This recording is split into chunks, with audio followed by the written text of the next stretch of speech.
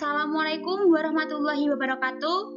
Di sini kelompok saya akan mempresentasikan konsep routing statis.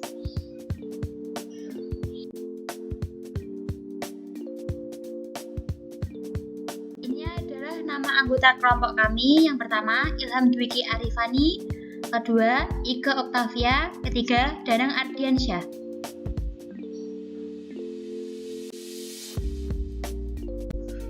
Cara kerja dan konsep router.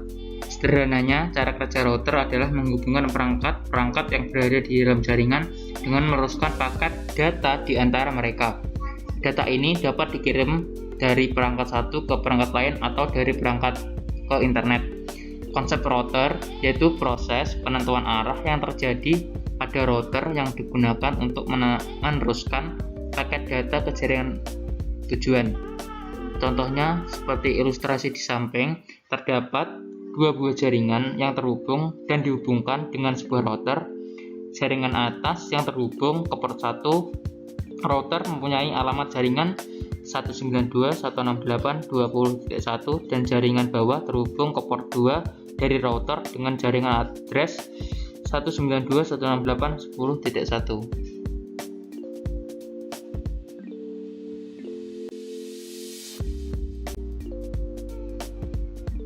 Routing table. Tabel routing adalah tabel yang berisi informasi keberadaan network, baik network yang terhubung langsung maupun yang tidak terhubung langsung. Tabel ini juga berisi informasi bagaimana cara router tersebut mencapai suatu network. Berikut contoh routing table.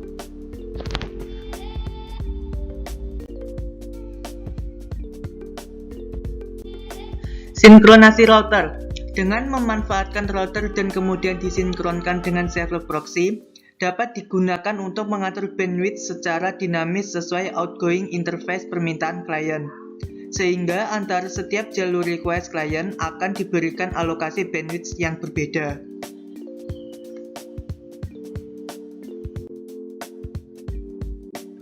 Router statik.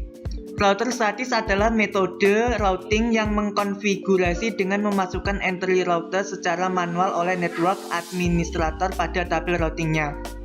Rute statis ini tetap dan tidak akan berubah jika jaringan berubah.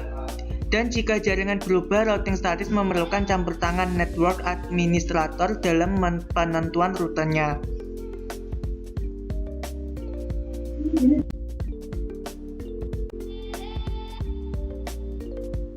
Berikut contoh routing statik.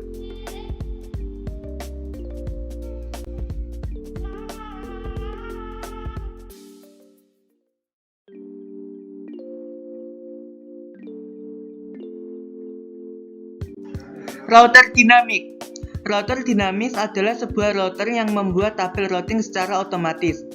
Dynamic router ini juga memiliki ciri-ciri diantaranya: router berbagi informasi routing secara otomatis, jumlah gateway sangat banyak, routing tabel dibuat secara dinamik, serta membutuhkan protokol routing, contohnya RIP, OSPF, dan lain-lain.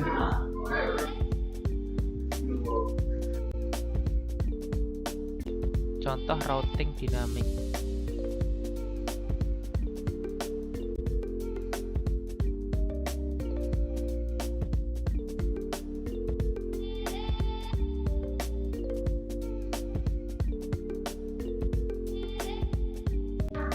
Interior dan exterior routing. Protokol IP routing bisa digolongkan menjadi dua jenis. Yang pertama, interior gateway protocol atau IGP, protokol routing yang didesain dengan dibuat untuk digunakan di dalam sebuah autonomous sistem tunggal.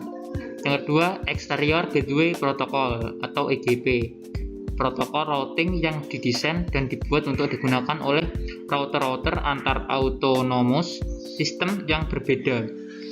Ini autonomous adalah sekumpulan network atau internetwork yang berada pada satu sistem administrasi tunggal.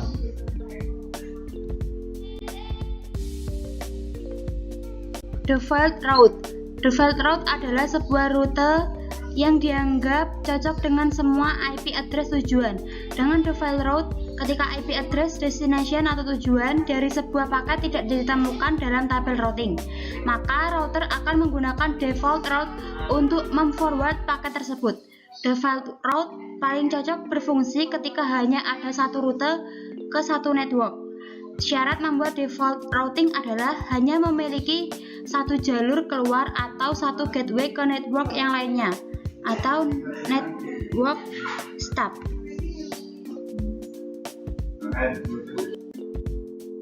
Sekian presentasi dari kelompok kami. Ada kurang lebihnya mohon maaf. Wassalamualaikum warahmatullahi wabarakatuh.